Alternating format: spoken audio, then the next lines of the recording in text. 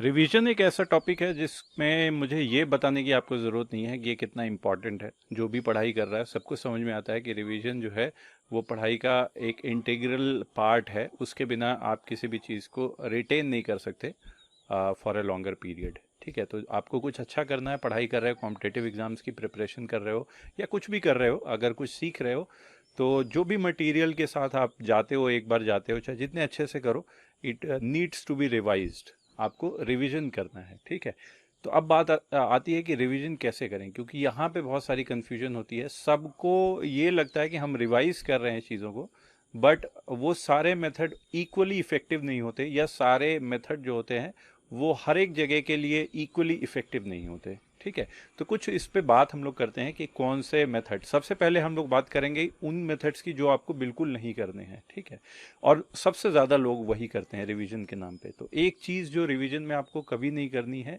वो सबसे कम यूजफुल है, दैट इज़ आप पूरे कंटेंट को, जो भी चीज़ रिवाइज करना चाह रहे हो, जैसे फॉर एग्जांपल आपने नोट्स बनाए हुए हैं, अब उसको पूरा पन्ना पलट पलट के देखते चले गए, है ना, ग्लांस करते चले गए, या जिसको लास्ट मिनट रिवीजन के टाइम पे थोड़ा सा इफेक्टिवनेस उसकी हो भी सकती है।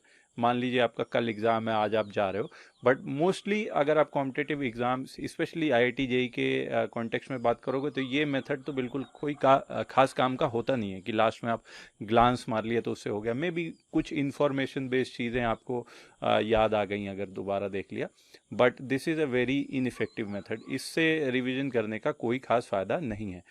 तो ये चीज़ नहीं करनी है आपको कि कंटेंट उठा के आप अपने नोटबुक को टाइम टाइम पे वो पूरा पूरा ऐसे देखते हुए, पन्ना पलटते हुए चले जाएं, या बुक को इस तरह से करें। तो रिवीजन कैसे करना है? तो रिवीजन का जो सबसे अच्छा मेथड होता है, जिसको हम बोलते हैं active recall method. Active recall method क्या होता है कि जिसमें आप जो भी कंटेंट को रिवाइज करना चाहते हैं, उस कंटेंट के बारे में खुद से सोचते हैं, क्योंकि क्लास में आप कर चुके हैं, या कोई बुक है, या पढ़ चुके हैं, या जो भी जिस भी तरीके से आपने पहली बार पढ़ा है, अब सेकेंड टाइम आप क्या करो कि उसको पूरा का पूरा याद करने की कोशिश करो कि था क्या। फॉर एग्जांपल, जैसे किसी पर्टिकुलर क्लासरूम में आपने 4 प्रॉब्लम और एक कॉन्सेप्ट किए थे। ठीक है, तो आप खुद से याद करने की कोशिश करो without looking at your notebook कि उसमें क्या लिखा है, कि उस दिन क्या क्या चीज़ हुई थी। ठीक है, उसमें क्या इंपॉर्टेंट था, क्या चीज़ थी जिसमें मैं अटका था, क्या चीज़ थी जो उस टाइम लगा था कि मुश्किल है। और ये सारी प्रोसेस ऑब्वियसली तब बेटर होगी जब आप फर्स्ट टाइम अपने जिस कंटेंट में जाते हो वो बड़ी इंगेजमेंट के साथ जाते हो। जब आपने मेंटल नोट खुद बनाए होंगे फर्स्ट टाइम, तो आपको दोबारा रिकॉल करने में इजी होंगे। अगर नहीं भी बनाए हैं तो ज़्यादातर चीज़ें आपको भूली हुई होंगी। तो फिर पहली बार इस तरह से खुद से स्ट्रगल करके आप जाओगे कि क्या क्या मुझे याद आ रहा, क्या क्या इंपॉर्टेंट था। या फिर रेफरेंस के लिए क्या करो कि जैसे हेडिंग्स हैं या कोई पर्टिकुलर प्रॉब्लम्स है, जैसे क्वेश्चंस आपको रिवाइज करने हैं उस टॉपिक के, क्लास में मान लीजिए 4 क्वेश्चन हुए थे, तो उन क्वेश्चंस को, सिर्फ क्वेश्चन पार्ट जहाँ पे है उसके नीचे सॉल्यूशन पार्ट को हाथ से अपने छुपा लो, मत देखो कि क्या उसके अंदर लिखा हुआ है, और उसी क्वेश्चन को फिर से करने की कोशिश करो। मतलब पूरा पूरा क्वेश्चन नहीं, बट ये याद करते हुए कि इंपॉर्टेंट स्टेप्स क्या थी, इंपॉर्टेंट पार्ट क्या था, कि ये अगर मैं लिख देता हूं तो उसके बाद तो पक्का हो जाएगा, जस्ट बेसिक कैलकुलेशन बचेगी। सिर्फ उतना लिखने के बाद फिर उसे चेक करो कि सही लिखा या नहीं, या मे बी आप लिख ही नहीं पा रहे हो।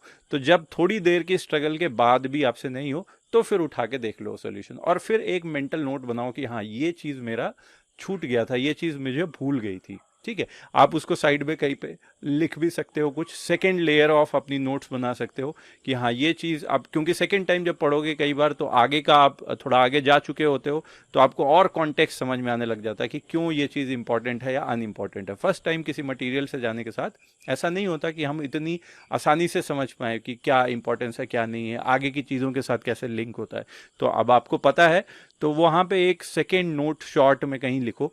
इसीलिए मैं हमेशा ये भी बोलूँगा, सबको एडवाइस करूँगा कि जब आप नोट्स बनाते हो तो वो नोट हमेशा ऐसे नोट्स बनाओ कि उसके अंदर का एटलीस्ट 30% स्पेस बिल्कुल खाली हो, जिसमें बाद में आप रीवर्क कुछ कर सको। क्योंकि दोबारा बहुत बहुत बच्चे एक ये भी गलती करते हैं कि रिवीजन के नाम पे वो अपने ही रिवीजन नोट बनाने लग जाते हैं पूरा, तो उसमें मेंटल पार्ट वो अपना स्किप कर देते हैं। क्या करने लग जाते हैं एक्चुअली, वो डॉक्यूमेंटेशन वाला क्लरिकल काम करने लग जाते हैं कि अब लाल पीली पेन नीली पेन से लिखना चालू कर दिया, काली। ठीक है, वो सब काम इतना इंपॉर्टेंट नहीं है।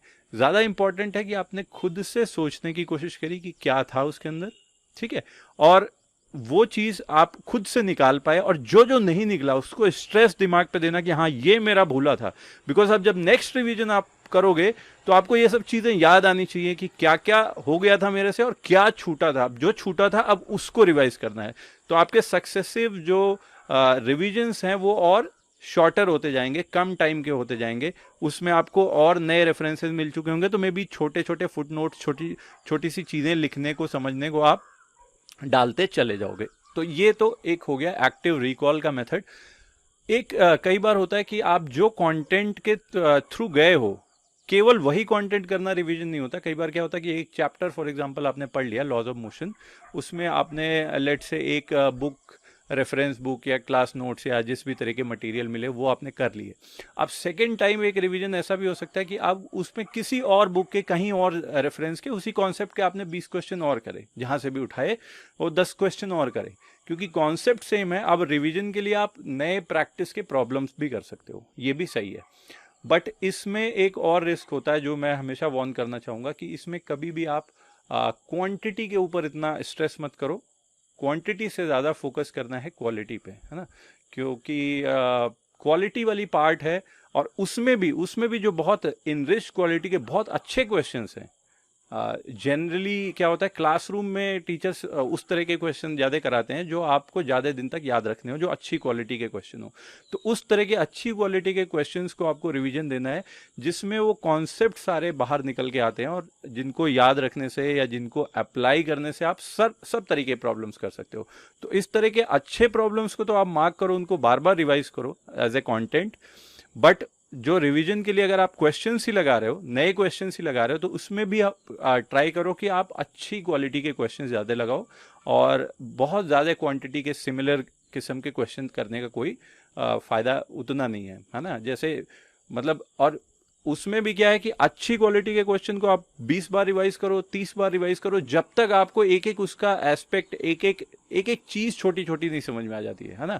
तो इसीलिए मैं हमेशा कहता हूं कि अच्छे प्रॉब्लम्स को आप 20 बार करो, 30 बार करो। फर्स्ट टाइम मुश्किल था, सेकेंड टाइम भी मुश्किल था, धीरे धीरे धीरे करके उसके जितने आर्ग्यूमेंट्स हैं वो आपको एकदम दिमाग के अंदर एम्बाइब होके चले जाएं कि ये छप गए हैं। अब इनको मैं कभी भी यूज कर सकता हूं, कहीं और भी, किसी और कॉन्टेक्स्ट में भी, है ना। जैसे एक एग्जांपल के लिए बात करूं कि जैसे एक जगह आप देखोगे रोटेशन से चालू हो जाता है कि एक रिंग है वो रोटेट कर रही है, कुछ यूनिफॉर्म रिंग है, और मास डेंसिटी कुछ गिवन है, मान लो रेडियस गिवन है, तो उसमें उसके अंदर टेंशन बताओ। तो अब इस वाले पार्ट में जो ट्रिकी पार्ट होता है वो ये होता है कि एक छोटा सा एलिमेंट लेना होता है। अब उस एलिमेंट का फ्री बॉडी डायग्राम बना के सेंट्रीपिटल फोर्स वाली इक्वेशन लिखते हैं। अब एग्जैक्टली सेम मैनिपुलेशन जो होता है, वो सेम मैनिपुलेशन आपको 12th के चैप्टर में फिर मिलेगा, मैग्नेटिज्म में फिर मिलेगा। मतलब एटलीस्ट 4 चैप्टर में आपको सेम चीज करनी होगी जो सीखा आपने कहीं और चैप्टर में। तो एज इन वो कॉन्सेप्ट किसी एक जगह पे नहीं है। लेकिन अगर उसी ट्रिक को आप अटैच करके देख लोगे कि ये सर्कल घूमने वाला इस तरह का कोई भी चीज मिला, तो ये चीज हमें यूज करने का सोचना चाहिए। और सोचने के बाद आप जैसे ही करना चालू करोगे तो आगे अपने आप इजीली होते चले जाता है चीजें, ठीक है। तो इसलिए अच्छी क्वालिटी को बार बार करना है, और बहुत बार करना, जब तक आप उसमें एकदम परफेक्ट ना हो जाओ, है ना। इस पे मुझे एक मतलब ब्रूस ली का एक कोट याद आता है कि I fear not the man who has practiced 10,000 kicks once, but the man who has practiced one kick 10,000 times. So वही चीज है कि आप कोई एक अच्छी चीज को इतनी बार अच्छे तरीके से प्रैक्टिस कर चुके हो कि उसको, उसमें एक परफेक्शन पा सके हो। नहीं कि आप 50 तरह के क्वेश्चन आधे अधूरे तरीके से आपने कर दिया, आंसर ला दिया, आंसर देख के कुछ मैनिपुलेट करके ला दिया, तो वो सारी चीजें आपके साथ नहीं जाती। जो चीजें कॉन्फिडेंस के साथ, जिसका एक एक हिस्सा आपको पता होता है, उसको आप कहीं और यूज करने की भी लायक होते हो। तो समराइज में करूंगा कि अगर रिवीजन का प्लान करना है तो आप एक स्पेस रिवीजन करो, थोड़े थोड़े दिन के बाद करो, है ना।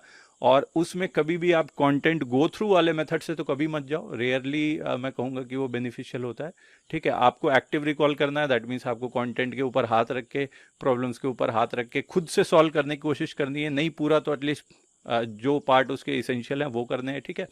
तो और तीसरी चीज ये हो गई कि अगर प्रैक्टिस के रूप में, अगर आप रिवीजन के रूप में फिर से प्रैक्टिस प्रॉब्लम्स कर रहे हो, तो वहां पे ध्यान रखना है कि क्वालिटी क्वेश्चंस ज्यादा हो, क्वांटिटी कम हो, अनलेस आप एग्जाम से कुछ दिन पहले वाली अपनी आंसर राइटिंग वाली प्रैक्टिस कर रहे हो। उस टाइम पे वो अलाउड है कि आप नए नए खूब सारे क्वेश्चन करो। फॉर एग्जाम्पल आपका 2 महीने में एग्जाम है, तो आप बहुत सारे टेस्ट देते हो नए नए, ठीक है, अज्यूमिंग कि आपने वो पीछे वाला काम कर चुके हो। तब ये सारी, अगर तब तक भी आपका ये है कि कॉन्सेप्चुअल क्लैरिटीज नहीं है, अच्छी चीजें समझ नहीं आई है, तो भी यही रिकमेंडेड है, क्योंकि तब आपका स्कोर ऐसी कंडीशन में आ तो रहा नहीं होगा अच्छा, ठीक है। तो बेटर इंप्रूवमेंट के लिए उस कंडीशन में भी आपको वही करना पड़ेगा कि अच्छे क्वेश्चंस को ही करना पड़ेगा। बट अगर ये सब चीज़ हो चुका है तो एग्जाम के लास्ट टाइम पे बिल्कुल आप कर सकते हो बहुत सारे क्वेश्चंस।